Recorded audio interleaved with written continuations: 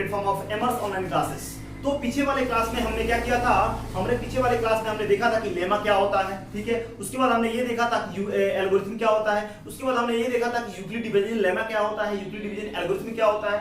आपका हम लोग जो है एलसीएम जो है आपका प्राइम फैक्टराइजेशन मेथड या डिवीजन मेथड से कैसे फाइंड आउट करते हैं। उसके बाद जो है आपका हम लोग एचसीएफ जो है वो फैक्टराइजेशन और डिवीजन मेथड से कैसे सॉर्ट आउट करते हैं, या आपका एलसीएम जो है फैक्टराइजेशन मेथड या डिवीजन मेथड से कैसे फाइंड आउट करते हैं। ये सारी बातों जो है, ये सारी बातों को जो है ना हमने जो है पिछले वाले वीडियो में हमने कर दिया था, इन सेकंड पार्ट में हमने कर दिया था, ठीक है। इतना में कोई दिक्कत नहीं, हमको नहीं लगता है कि पीछे वाले वीडियो में जो है ना आपको कहीं दिक्कत हुआ होगा। अगर फिर भी दिक्कत हुआ होगा तो आप कमेंट बॉक्स में कमेंट कीजिएगा, है ना। हम आपको आपके वहां पे प्रॉब्लम को क्या करेंगे, सॉर्ट आउट करने का क्या करेंगे, ट्राई करेंगे। और अगर आपको वीडियो अच्छा लगा तो कमेंट बॉक्स में कमेंट कीजिए कि हाँ ठीक है हमको ये वीडियो जो है ना काफी अच्छा लगा, बात समझ में आई, ठीक है, कोई दिक्कत नहीं यहाँ पे। तो आज की इस क्लास में हमको देखना क्या है, हमको हमारा जो है ना एनसीईआरटी बुक के अकॉर्डिंग हमारा जो टॉपिक है वो क्या है, फंडामेंटल थ्योरम ऑफ अरिथमेटिक। आपको देखना है फंडामेंटल थ्योरम ऑफ अरिथमेटिक क्या होता है। चलिए देखते हैं, टॉपिक लिखते हैं क्या आपका, fundamental of theorem of arithmetic. Fundamental theorem of fundamental theorem of arithmetic. अब यहाँ पे पहले जो है इसके डेफिनेशन को लिखेंगे, मतलब क्या इसके फीचर को लिखेंगे, ये फंडामेंटल थ्योरम ऑफ अरिथमेटिक क्या है। उसके बाद जो है ना इसके बारे में हम डिटेल में जानेंगे कि ये क्या कर रहा है, फंडामेंटल थ्योरम क्या करता है, ठीक है, कोई दिक्कत नहीं है। तो यहाँ पे हम लिखेंगे एवरी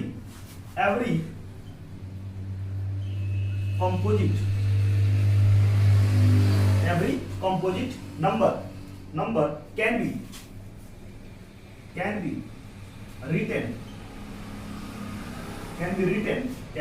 written या इसको हम कह सकते हैं factorise,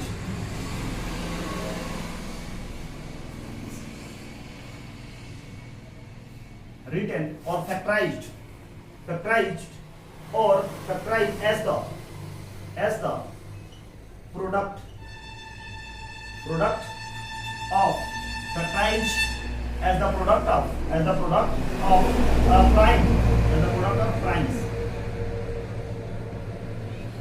of primes and this factorization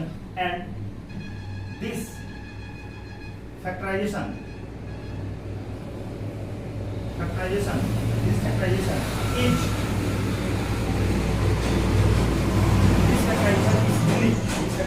unique apart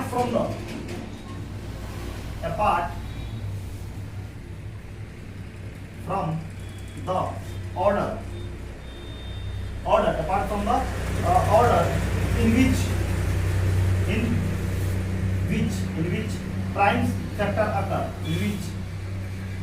prime factor occur, prime factors occur। मतलब इसका मतलब क्या है, तो अब यहाँ पे इसके मतलब को हम एग्जांपल से आपको समझेंगे कि ये क्या कर रहा है। जैसे मान लेते हैं कि हमने एक ले लिया नंबर 45, हमने एक नंबर ले लिया क्या आपका 12, हमने एक नंबर क्या लिया 12 ले लिया।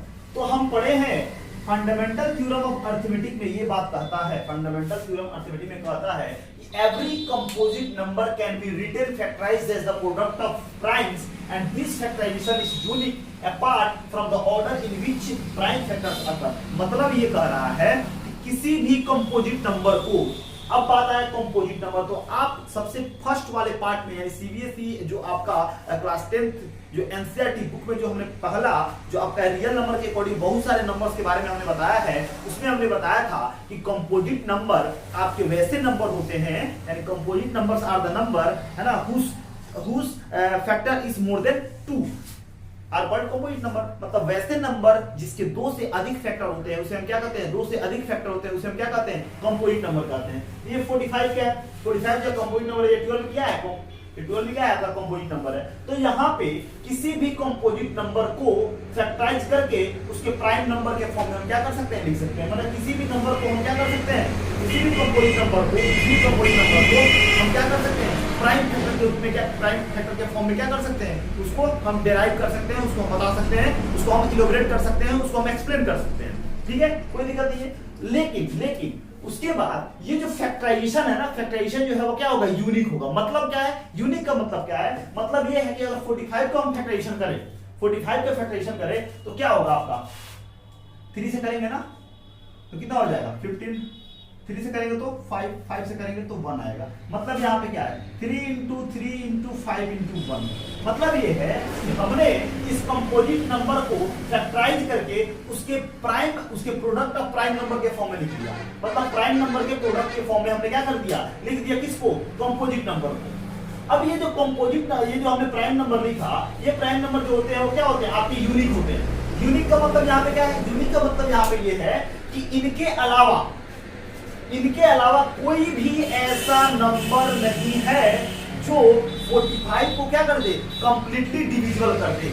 यानी 3 और 5 और 1 के अलावे कोई भी ऐसा प्राइम नंबर नहीं है, कोई भी ऐसा प्राइम नंबर नहीं है जो दिए गए नंबर को यानी 45 को क्या कर दे, डिवाइड कर दे। मतलब ये जो नंबर है ये क्या है, ये 45 का जो प्राइम फैक्टराइजेशन हमने किया है, ये क्या है, जो हमने इसको प्रोडक्ट के फॉर्म में लिखा है यानी मल्टीप्लाई के फॉर्म में लिखा है, प्राइम नंबर के फॉर्म में लिखा है, वो क्या होते हैं, यूनिक होते हैं। मतलब ये 3 और 5 और 1 ऐसे यूनिक प्राइम नंबर है, ऐसे यूनिक जो प्राइम नंबर है जो दिए गए नंबर 45 को क्या कर सकते हैं, फैक्टराइज कर सकते हैं। ऐसा कोई भी नंबर नहीं होगा इसके अलावा, 3, 5 और 1 के अलावा कोई भी ऐसा नंबर नहीं है जो 45 को क्या कर देगा, डिवाइड कर देगा। मतलब हम कह सकते हैं कि हर एक कंपोजिट नंबर को हम प्राइम फैक्टराइजेशन के फॉर्म में लिख सकते हैं। और वो जो प्राइम फैक्टराइजेशन जिसमें हम लोग प्राइम नंबर को प्रोडक्ट के फॉर्म में लिखे हैं वो क्या होता है, यूनिक होता है ना। इन विच उसके बाद अपार्ट फ्रॉम दिस, इसके अलावा order in which prime factors आकर, apart from the order in which the prime factors आकर। मतलब अगर इसके ऑर्डर को भी बदल दे तभी इस पे कोई प्रभाव, कभी इस पे कोई इफेक्ट नहीं पड़ेगा। मतलब अगर हम क्या कर दें, आपको 3 इंटू 5 इंटू 3 इंटू 1 लिख दे, 1 लिख दे, या 1 इंटू 5 इंटू 3 इंटू 1 लिख दे, ठीक है, या हम इसको 5 इंटू क्या 5 इंटू 3 इंटू 1 लिख दे। मतलब सबका बात वही है। मतलब इसके ऑर्डर को भी बदल देना तभी इस पे कोई प्रभाव पड़ने वाला नहीं है, क्योंकि हम जानते हैं मल्टीप्लाई में और एडिशन में, मल्टीप्लाई और एडिशन में क्या कर दे, अगर नंबर के ऑर्डर को बदल दे तब भी उस पे कोई इफेक्ट पड़ने वाला नहीं है। आपको जो रिक्वायर्ड नंबर है उसका जो आपका न्यूमेरिकल वैल्यू है वो फिक्स रहता है, आंसर आपका फिक्स रहता है। यानी मल्टीप्लाई और एडिशन में कभी भी नंबर के ऑर्डर को बदल दीजिए तो उसमें कोई चेंजेस देखने को आपको नहीं मिलेंगे। तो यही होता है क्या फंडामेंटल थ्योरम ऑफ अरिथमेटिक। अगर इसको भी हम फैक्टराइज कर देते तो कितना हो जाएगा 6, कितना हो जाएगा 3, कितना हो जाएगा 1। यानी 12 को हम क्या लिख सकते हैं, 2 इंटू 3 इंटू 1। यानी ये 2, 2, 3, 1 ये सब क्या है, ये आपका 2 जो आपका यहाँ पे हम 1 लिखे या नहीं लिखे, 1 आप मत लिखिए, 1 की कोई रिक्वायरमेंट आपका नहीं, क्योंकि मल्टीप्लाई का आपका 1 तो रहता ही रहता है, ठीक है। फिर भी आप लिखते हैं तो उसमें कोई ये आपका प्रॉब्लम होने वाला नहीं है। मतलब 1 लिखिए या मत लिखिए उससे कोई मतलब नहीं, मतलब कि मल्टीप्लाई कीजिएगा तो आपका वही आ जाने वाला है, ठीक है। तो 1 का यहाँ पर कोई ये नहीं है, ठीक है। तो किसी भी कंपोजिट नंबर को हम प्राइम फैक्टराइजेशन के रूप में फॉर्म में क्या कर सकते हैं, लिख सकते हैं। जैसे 223 जो है यहाँ पे ऐसे प्राइम नंबर है, ये ऐसे प्राइम नंबर है जो दिए गए नंबर 12 को क्या करेगा, फैक्टराइज करेगा। इसके अलावा कोई भी ऐसा नंबर नहीं है जो क्या कर सकता है, कोई भी ऐसा प्राइम नंबर नहीं है कि क्या करेगा, 12 को फैक्टराइज कर सकता है। तो हम कह सकते हैं कि हर एक कंपोजिट नंबर को हम क्या कर सकते हैं, प्राइम नंबर के प्रोडक्ट के फॉर्म में लिख सकते हैं। और वो जो फैक्टराइजेशन होगा वो क्या होगा, यूनिक होगा। मतलब ये कि ये 2, 2, 3 या 3, 3, 5 के अलावे कोई भी ऐसा नंबर नहीं होगा जो इसको क्या करते, कोई भी ऐसा और प्राइम नंबर नहीं होगा जो इन दोनों को क्या करते हैं, डिवाइड करते हैं। यानी वो जो प्राइम फैक्टराइजेशन होते हैं यूनिक होते हैं, अगर उसके हम ऑर्डर को बदल दे तभी। तो ये कहता है फंडामेंटल थ्योरम ऑफ अरिथमेटिक। अगर यहाँ पे अगर ये बात समझ में आ गया है, तो ये बात समझ में आ गया है, तो अब यहाँ पे हम लोग एक और टॉपिक देंगे, देखेंगे क्या, आपका relation between numbers and their HCF and LCM. मतलब अगर दो नंबर है तो अगर दो नंबर का अगर हम एचसीएफ निकालते हैं और उसी नंबर का एलसीएम निकालते हैं तो दोनों नंबर में और उनके एलसीएम और एचसीएफ में क्या रिलेशनशिप होता है उनके बारे में हमको क्या करना है, देखना है। तो अब यहाँ पे जो है हमको देखना है, हमारा अगला टॉपिक होगा relation between numbers and their HCF and LCM. अगर यहाँ पे ये बात समझ में आई, अगर ये आपका फंडामेंटल थ्योरम ऑफ अरिथमेटिक समझ में आया तो बताइएगा, या उसमें अगर कोई दिक्कत होगा ठीक है तो बोलिएगा, वहां पे हम प्रॉब्लम को दूर करने का कोशिश यहाँ पे करेंगे, ट्राई करेंगे। तो फंडामेंटल थ्योरम ऑफ अरिथमेटिक कुछ नहीं होता, बस ये कहता है कि कोई भी कंपोजिट नंबर हो तो उसके प्राइम नंबर के फॉर्म में उसको सब्ट्रैक्ट करके हम उसको प्राइम नंबर के प्रोडक्ट में क्या कर सकते हैं, हम उसको लिख सकते हैं, और वहां पे जो फैक्टराइजेशन है वो यूनिक होता है, मतलब उसके अलावा कोई भी ऐसा प्राइम नंबर नहीं होगा जो दिए गए इंडिविजुअल एक्स नंबर को क्या करे, कंप्लीटली डिवाइड करे, इसलिए फैक्टराइजेशन वहां पे क्या है, यूनिक है। और यही कहता है क्या आपका प्राइम फैक्टराइजेशन, यानी यही आपका कहता है क्या फंडामेंटल थ्योरम ऑफ मैथमेटिक्स। तो अब यहाँ पे हमारा अगला जो टॉपिक है वो है रिलेशन बिटवीन, क्या है, relation between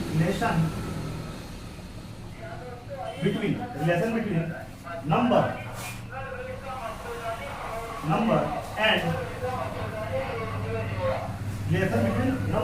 and their LCM and HCF। ये क्या होता है, मतलब यहाँ पे ये बात बोला हुआ है कि अगर मान लेते हैं कि late A and B are any positive numbers,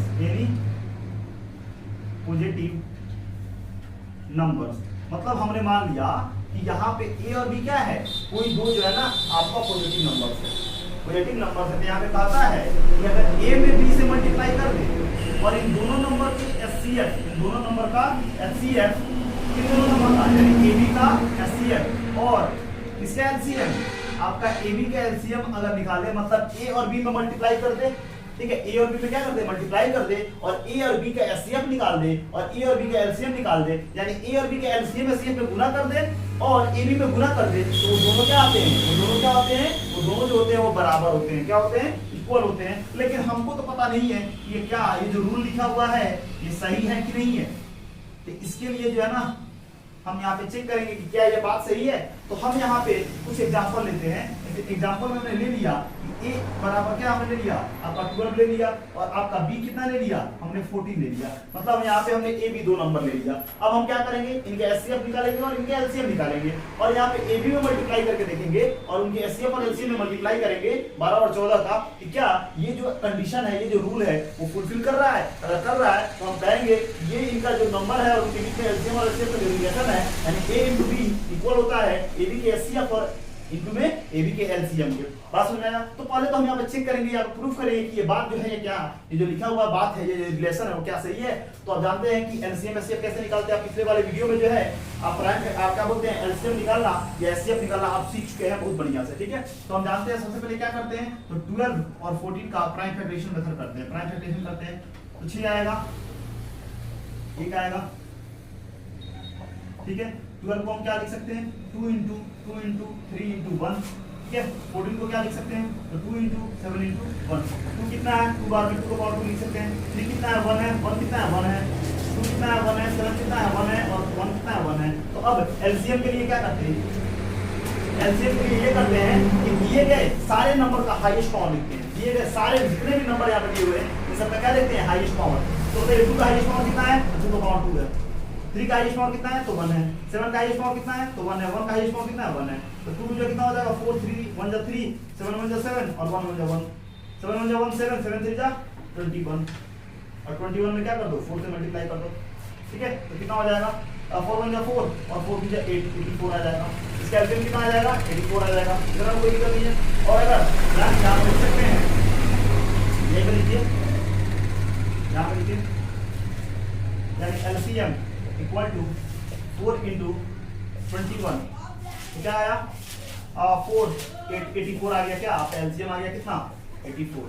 अब एचसीएफ के लिए क्या करते हैं, तो बताए हैं कि एचसीएफ के लिए हम क्या करते हैं, दिए गए नंबर में यानी दोनों नंबर में हम क्या करते हैं, कॉमन फैक्टर देते हैं। कॉमन फैक्टर का मतलब क्या होता है कि जो दोनों में शामिल है। तो बताइए इस दोनों में क्या है, क्या कॉमन है, तो 2 कॉमन है और 1 कॉमन है।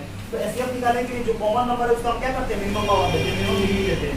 तो 2 का मिनिमम डिग्री क्या है, आपका 1 है, और आपका 1 का क्या है, 1 ही है। तो हम काम करेंगे तो 2 गुना 1 यानी कितना हो जाएगा, 2 हो जाएगा। यानी एचसीएफ कितना आ गया, एचसीएफ आ गया हमारा 2 और एलसीएम कितना आ गया आपका 84। यानी एलसीएम एचसीएफ आ गया यहाँ पे इन दोनों नंबर का, यानी ए कितना है 12 है और बी कितना है 14 है। इन दोनों का क्या आ गया, इन दोनों का हमारा आ गया क्या, एचसीएफ और एलसीएम निकल गया क्या, 84 और 2। तो अगर यहाँ पे ये जो दिया गया आपका, ये दिया गया जो कंडीशन है यानी ए इंटू बी इक्वल होता है एचसीएफ किसका, ए बी का, और इंटू एलसीएम किसका, ए बी का, इसमें रखते हैं। तो ए नंबर कौन है आपका 12 है, 12 है, बी कितना है आपका 14 है। अब इन दोनों ए बी का एचसीएफ कितना है, ए बी का एचसीएफ 2 है और ए बी का एलसीएम कितना है तो 84 है।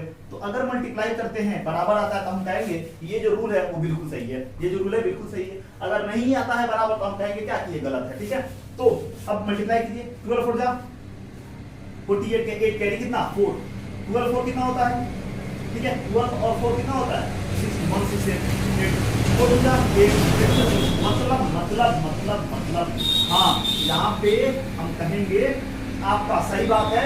अगर किसी भी नंबर का अगर हम क्या करते हैं, किसी भी दो नंबर, कोई भी दो नंबर अगर लिख लेते हैं, उन दोनों नंबर का एचसीएफ और एलसीएम निकालते हैं, तो उन दोनों नंबर पे अगर मल्टीप्लाई करें तो उनका प्रोडक्ट और एचसीएफ और एलसीएम जो उन दो नंबर का निकालते हैं उनका प्रोडक्ट बिल्कुल क्या होता है बराबर होता है, बिल्कुल क्या होता है बराबर होता है। जैसे कि इसके अकॉर्डिंग, इसका मतलब है कि ये वेरीफाइड हो गया, क्या हो गया वेरीफाइड हो गया, यानी ये जो बात है, ये जो रूल है वो बिल्कुल सही है। तो यहाँ पर ध्यान रखिएगा कि अगर कोई भी दो नंबर दिया हो और उन दोनों नंबर का एचसीएफ और एलसीएम निकालते हैं और एलसीएम एचसीएफ पे गुना करते हैं और ए और बी दोनों नंबर पे गुना करते हैं तो दोनों क्या होंगे, दोनों इक्वल होंगे, ये यहाँ पे रिलेशन कहता है। अगर यहाँ पे बात समझ में आ गई, यहाँ पे अगर बात समझ में आ गई तो इनके बीच में हम यहाँ पे कुछ क्वेश्चन देखेंगे जो कि आपके एग्जाम में जो है ना मैक्सिमम बार पूछता है, ऑब्जेक्टिव में पूछे या आपका सब्जेक्टिव में पूछे, है ना, आपको पूछता है। तो अगर इतना बात समझ में आ गया, ठीक है, तो हम यही नंबर लेंगे। अब यहाँ पे आपको ऐसा कह सकता है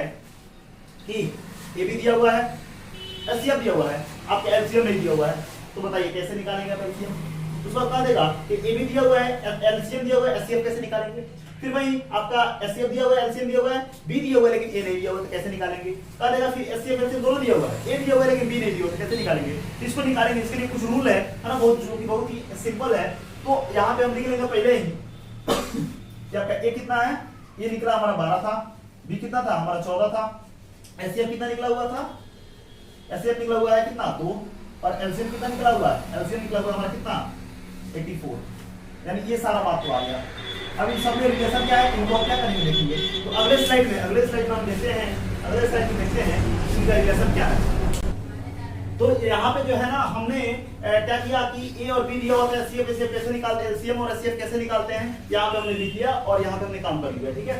तो अब जानते हैं कि ए और बी दो नंबर दिया है तो उसको एचसीएफ और एलसीएम कैसे निकालते हैं, हमने निकाला, आपको प्रोसेस भी दिया गया है कि कैसे हमने एचसीएफ 2 लाया, कैसे एलसीएम हमने जो है ना 84 आया, है ना, और 2 हमने लिया था यहाँ पे नाम। तो अब यहाँ पे ये कह सकता है कि यहाँ पे अगर ए दिया हुआ और बी दिया हुआ है, एचसीएफ और एलसीएम दिया हुआ है, तो अगर इसमें से इन चारों में से आपको जो है कोई भी 3 नहीं देगा और चौथा कह देगा निकालिए। जैसे यहाँ पे कह देगा आपका कि a इंटू बी हमको पता है और एचसीएफ इंटू एलसीएम है यहाँ पे, तो कह देगा यहाँ पे बोलेगा कि अगर मान लेते हैं कि हमको a नहीं दिया हुआ है, हमको a निकालना है, तो देखिए a निकालने के लिए क्या करेंगे, हमको a नहीं दिया हुआ है, तो अगर a निकालना है ना तो a को यहीं पर रखिए, इसको क्या कर दिए नीचे भेज दीजिए, तो बराबर में एचसीएफ भी ऐसे ही ठीक है, एलसीएम भी ऐसे ठीक है, अपॉन में बी है तो यहाँ पे आ जाएगा बी, यानी ए निकालने का फॉर्मूला ये हो गया आपका।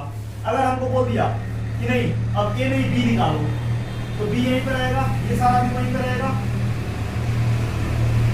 तो क्या करेंगे ए को नीचे ला देंगे, तो ये बी निकालने का फॉर्मूला हो गया।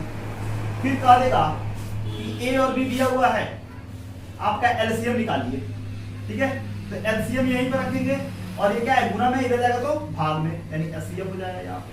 एलसीएम निकालने के लिए ये फॉर्मूला हो जाएगा, एलसीएम निकालने के लिए ये फॉर्मूला हो जाएगा। इसको चाहे तो हम ऐसे भी लिख सकते हैं, मतलब क्या कि एलसीएम बराबर ए इंटू बी अपन में क्या आपका एचसीएफ हो जाएगा।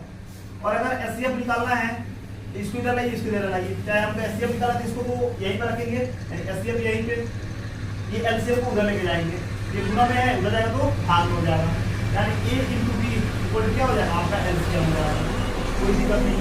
तो ये 4 अगर आपको रूल पता है, 4 अगर बात पता है यहाँ पे, तो आप ए भी निकाल सकते हैं। ए निकालने के लिए क्या formula, HCF into LCM upon में बी, ए बी निकालने के लिए क्या फॉर्मूला, तो आप एचसीएफ इंटू एलसीएम अपॉन में क्या ए, अगर एलसीएम निकालना है तो ए इंटू बी अपॉन में क्या एचसीएफ, और अगर एचसीएफ निकालना है तो ए इंटू बी अपॉन में एलसीएम। अगर इसमें हम रखते हैं तो वहां पे सारा नंबर दिया हुआ है, रखेंगे तो हमारा देखिएगा आंसर वहीं आएगा।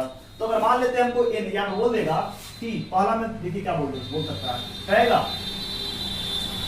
एचसीएफ बराबर कितना है, एचसीएफ किसका एबी का, एबी का कितना दिया हुआ है तो आपका 2, उसको बता देगा एलसीएम एबी का कितना दिया हुआ है, तो आपका 84, और क्या है आपका बी दिया हुआ है कितना 14, तो क्या निकालिए, तो ए बराबर वाट, ए बराबर वाट हम जानते हैं। ए इक्वल टू क्या होता है, आपका होता है क्या एचसीएफ इनटू एलसीएम अपॉन में क्या बी।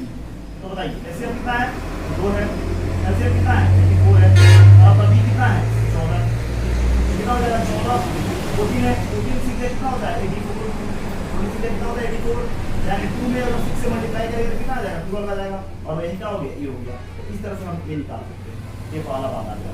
अगर इतना बात समझ में आया तो कुछ ठीक है। उसी तरह अगर ये समझ में आ गया तो उसी तरह कह देगा क्या आपका, देखिए बी निकालने के लिए क्या कहेगा, बी निकालने के लिए ये बोलेगा कि अगर एचसीएफ दिया हुआ है, एलसीएम दिया हुआ है, ए दिया हुआ है कितना 12, तो बी निकालिए। तो बी के लिए आपको क्या फॉर्मूला पता है, फॉर्मूला पता है एचसीएफ इनटू एलसीएम अपॉन में क्या आपका ए। तो अब बी निकालने के लिए क्या करेंगे, एचसीएफ कितना है तो आपका 2 है, एलसीएम कितना है 84 है, और ए कितना है, कितना आपका 12 है। कोई दिक्कत नहीं है, ठीक है, कोई दिक्कत नहीं है। तो कितना हो जाएगा आप बताइए, तो 12 से कितना बार में ये क्या होगा, कटेगा, कट जाएगा कितना बार में 7 बार में। तो b इक्वल टू तो कितना हो जाएगा 2 × 7 कितना होता है 14। तो a कितना आ गया आपका, b कितना आ गया, सॉरी b कितना आ गया आपका हो गया 14। देखिए b 14 आया ना, यानी a b b b इस तरह हम इस फॉर्मूला से निकाल सकते हैं, कोई दिक्कत नहीं है। अब यहाँ पे कहा देगा, अब यहाँ पे कहा देगा अगर इतना बात समझ में आया तो आगे कह सकता है क्या कह देगा, यानी ए बी ऐसे निकालते हैं कि आपका ए दिया हुआ है कितना 12, बी दिया हुआ है कितना 14, और एचसीएफ दिया हुआ है कितना आपका 2। तो फाइंड एलसीएम, ए एचसीएफ किसका ए बी का कितना है 2 है, तो एलसीएम निकालिए किसका ए बी का, क्या होगा। तो एलसीएम के लिए क्या फॉर्मूला है, तो एलसीएम के लिए फॉर्मूला है आपका क्या ए इंटू बी अपॉन में क्या आपका एचसीएफ। अब ए कितना है तो आपका 12 है, बी कितना है तो आपका 14 है, और एचसीएफ कितना है तो आपका 2 है। 2 बटे 1 में कितना बार में 7 बार में, और 14 से कितना होता है 84, यानी यहाँ पे आपका एलसीएम कितना आ गया 84। तो देखिए क्या एलसीएम 84 आया था, हाँ एलसीएम 84 आया। तो इस तरह से हम काम करते हैं। उसके बाद आपको कह देगा, उसके बाद आपको कह देगा कि ए बी दिया हुआ है, एचसीएफ दिया हुआ है, क्या दिया हुआ है ए बी दिया हुआ है, और आपका एलसीएम दिया हुआ है कितना 84। एलसीएम किसका ए बी का ना, ए बी का एलसीएम क्या हुआ कितना 84। तो क्या निकालिए एचसीएफ निकालिए किसका ए बी का, एचसीएफ निकालिए किसका ए बी का। तो एचसीएफ के लिए फॉर्मूला हमको पता है ना, एचसीएफ के लिए क्या करते हैं तो ए इंटू बी अपॉन में क्या एलसीएम। तो ए कितना है, ए जो है हमारा 12 है, बी कितना है 14 है, एलसीएम क्या है आपका 84 है, ठीक है। तो कितना हो जाएगा बताइए 14 6 है 84 और 6 3 12 यानी 2 हो जाएगा, और 2 क्या हो गया ये हो गया आपका एचसीएफ। एचसीएफ कितना हो गया 2 हो गया। तो अगर यहाँ पे ये बात समझ में आता है ये कैसे हम निकाले हैं, तो यहाँ पे इस तरह से क्वेश्चन आपको बोर्ड जो है ना आपके सीबीएसई बोर्ड में ऐसे आपको पूछा जा सकता है, ऑब्जेक्टिव में 1 या 2 नंबर से आपको यहाँ पे पूछा जा सकता है। अगर यहाँ पे अगर बात समझ में आई, यहाँ पे अगर बात समझ में आ गया, ठीक है, यहाँ पे अगर बात समझ में आ गया तो यहाँ पे जो है ये काम हम कर सकते हैं यहाँ पे। तो इसमें कौन सा काम करना है, इसमें कौन सा काम करना है, ठीक है। तो यहाँ पे करने के लिए, ठीक है, अगर इतना काम आप कर लिए, इतना काम अगर आप कर लिए, ठीक है, अगर इतना काम हम कर लिए हैं, अगर समझ में आ गया है, ठीक है, तो हमारा यहाँ से आप यहाँ से क्या कर सकते हैं 1.1 एक्सरसाइज जो है यहाँ पे आराम से कर सकते हैं। तो फिर अगले क्लास में जो है ना, अगले वीडियो में, अगले क्लास में जो है हम क्या करेंगे अपना 1.1 एक्सरसाइज जो है यहाँ पे करेंगे। इस कॉन्सेप्ट से जो है ना हमारा मैक्सिमम एक्सरसाइज जो है ना इसे खत्म हो जाने वाला है। तो अगले वीडियो में हम क्या करेंगे आपका एक्सरसाइज 1.1 जो है पूरा कंप्लीट करेंगे हम लोग। 1.1 जब पूरा एक वीडियो में जो है ना हम लोग कंप्लीट करेंगे, काफी डिटेल में पढ़ेंगे, काफी आसानी से उसको सॉल्व कर लेंगे, है ना, उसमें कोई दिक्कत नहीं होता। ठीक है, फिर मिलते हैं अगले क्लास में। Thank you.